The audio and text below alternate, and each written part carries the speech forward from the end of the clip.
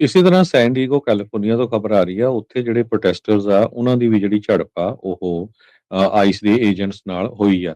ਇੱਕ ਜਾਣੇ ਨੇ ਤਾਂ ਆਈਸ ਦੇ ਏਜੰਟ ਦਾ ਜਿਹੜਾ ਮਾਸਕ ਆ ਉਹ ਮੂੰਹ ਦੇ ਉੱਤੋਂ ਲਾ ਕੇ ਪਾੜ ਦਿੱਤਾ।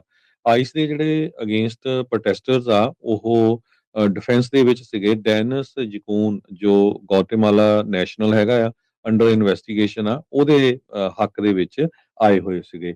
ਸੋ ਏਜੰਸੀ ਨੇ ਇਹ ਕਲੇਮ ਕੀਤਾ ਹੈ ਵੀ 3 ਇੰਡੀਵਿਜੂਅਲ ਨੇ ਜੋ ਆਫੀਸਰਸ ਨੂੰ ਅਟੈਕ ਕੀਤਾ ਆ ਤੇ ਉਹ ਤਾਂ ਕਿ ਉਹਨਾਂ ਦੀਆਂ ਜਿਹੜੀਆਂ ਆਇਡੈਂਟੀਟੀਜ਼ ਐਕਸਪੋਜ਼ ਹੋ ਸਕਣ, ਉਹਨਾਂ ਨੂੰ ਜਿਹੜਾ ਅਰੈਸਟ ਕਰ ਲਿਆ ਗਿਆ ਹੈਗਾ। ਪਰ ਇਸ ਵਾਰ ਆਪਾਂ ਸਾਨੂੰ ਪਤਾ ਹੀ ਆ ਵੀ ਅਟਾਰਨੀ ਜੇ ਤਿਰਕੀਆਣਾ ਹੁਣੀ ਵੀ ਆਪਣੇ ਸ਼ੋਅ 'ਚ ਦੱਸਦੇ ਰਹਿੰਦੇ ਆ ਵੀ ਪੂਰਾ ਜਿਹੜਾ ਧੱਕਾ ਚੱਲ ਰਿਹਾ ਹੈਗਾ। ਜੇ ਧੱਕੇ ਦੀ ਗੱਲਬਾਤ ਕਰਦੇ ਜਾਈਏ, ਇੰਟਰਸੈਪਟ ਨੇ ਇੱਕ ਇਨਵੈਸਟੀਗੇਟਿਵ ਸਟੋਰੀ ਛਾਪੀ ਆ, ਦਾ ਇੰਟਰਸੈਪਟ ਨੇ। ਕਹਿੰਦੇ ਆਈਸ ਵਾਲਿਆਂ ਨੇ ਲੋਕਾਂ ਨੂੰ ਇਹ ਕਿਹਾ ਵੀ ਉਹ ਫਲਾਈਟ ਦੇ ਵਿੱਚ ਟੈਕਸਸ ਤੋਂ ਲੂਜ਼ੀਆਨਾ ਨੂੰ ਲੈ ਕੇ ਜਾ ਰਹੇ ਆ, ਹੂੰ, ਜੋ ਉਹਨਾਂ ਨੇ ਇਲੀਗਲ ਜਾਂ ਅਨਡਾਕੂਮੈਂਟਡ ਜਾਂ ਜਿਨ੍ਹਾਂ ਦਾ ਕੇਸ ਡਿਸਮਿਸ ਹੋ ਗਿਆ ਸੀ, ਉਹਨਾਂ ਨੂੰ ਅਰੈਸਟ ਕੀਤਾ। ਪਰ ਤੁਸੀਂ ਦੇਖੋ ਉਹ ਜਹਾਜ਼ ਜਾ ਕੇ ਸਾਊਥ ਸੁਡਾਨ ਦੇ ਵਿੱਚ ਜਿਹੜਾ ਉਤਾਰ ਦਿੱਤਾ।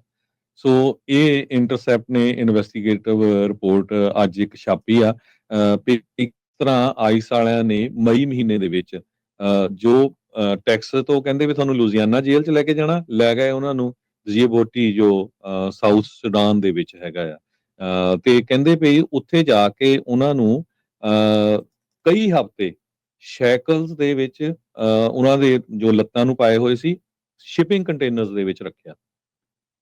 ਸੋ ਸਾਰਿਆਂ ਨੂੰ ਪਤਾ ਹੈ ਵੀ ਜਿਹੜਾ ਸਾਊਥ ਸੁਡਾਨ ਆ ਉੱਥੇ ਵਾਇਲੈਂਸ ਬਹੁਤ ਆ। ਆਲਰੇਡੀ ਉਹ ਬੜਾ ਮਾੜਾ ਮੁਲਕ ਹੈਗਾ ਆ। ਸੋ ਇਸ ਇਨਵੈਸਟੀਗੇਸ਼ਨ ਰਿਪੋਰਟ ਦੇ ਵਿੱਚ ਇਹਨਾਂ ਨੇ ਦੱਸਿਆ ਵੀ ਦੇਖੋ ਯੂਐਸ ਗਵਰਨਮੈਂਟ ਦਾ ਐਡਾ ਜਿਹੜਾ ਐਂਟੀ ਇਮੀਗ੍ਰੈਂਟ ਏਜੰਡਾ ਆ, ਲੋਕਾਂ ਨੂੰ ਉਹਨਾਂ ਮੁਲਕਾਂ ਦੇ ਵਿੱਚ ਜਿਹੜੇ ਡਿਪੋਰਟ ਕਰ ਰਹੇ ਆ ਜਿੱਥੇ ਆਲਰੇਡੀ ਇੰਨੀ ਵਾਇਲੈਂਸ ਹੈਗੀ ਆ, ਤੇ ਉਹ ਵੀ ਜਿਹੜਾ ਝੂਠ ਬੋਲ ਕੇ। ਸੋ ਇਹ ਕਾਫੀ ਲੰਮੀ ਜਿਹੜੀ ਰਿਪੋਰਟ ਹੈਗੀ ਆ, ਇਹਦੀ ਮੇਨ ਜਿਹੜੀ ਤੁਹਾਡੇ ਨਾਲ ਸਟੋਰੀ ਆ ਉਹ ਮੈਂ ਸਾਂਝੀ ਕੀਤੀ ਹੈਗੀ।